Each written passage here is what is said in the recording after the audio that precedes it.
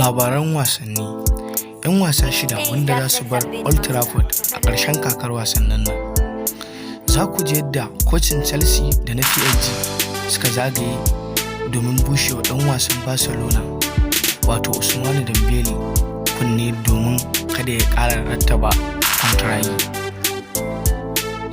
Za ku ji cewa dalilin da ya sa Robert Lewandowski yake matuƙar son ya koma Barcelona. Kylian Mbappe ya amince da rattaba kwantaragi na tabbatar da buga kofin La Liga. Duk a cikin wannan bayanan biyo mu. Rahotanni sun nuna cewa Kylian Mbappe ya amince da kwantaragin shekara 5 a ƙungiyar ƙwallon ƙafa ta Real Madrid bayan ya yanke shawarar cewa makomarsa ba ta da alaƙa da ƙungiyar ƙwallon ƙafa ta PSG. Ɗan wasa mai shekara 22 na Farisar Germany a bazarar kuma ana cece-kuce a kan inda zai taka leda. Barcelona tana shirin fara tattaunawa da Bayern Munich akan cinikin Robert Lewandowski nan gaba kaɗan, a cewar Mundo Deportivo Club ɗin yana son tattaunawa kan siyan ɗan wasa mai shekara 33 euro miliyan 30.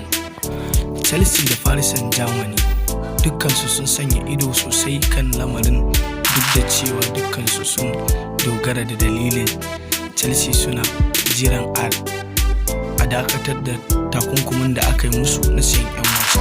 PSG suna jiran shawara ƙarshe akan shawarar Kylian Mbappe. Dembele ya koma Barcelona ne a bazarar 2017 daga Borussia Dortmund kuma ya tabbatar hannun Kante koma. Manchester United za ta bar wani Saka ya bar kungiyar a bazarar kakannin wasannin nan. Mai tsaron baya ba zai kasance a cikin shirin kocin na dandalin ba. Eric Ten Hag na tsare-tsare lokacin da zai mai gurbin referee a Old Trafford.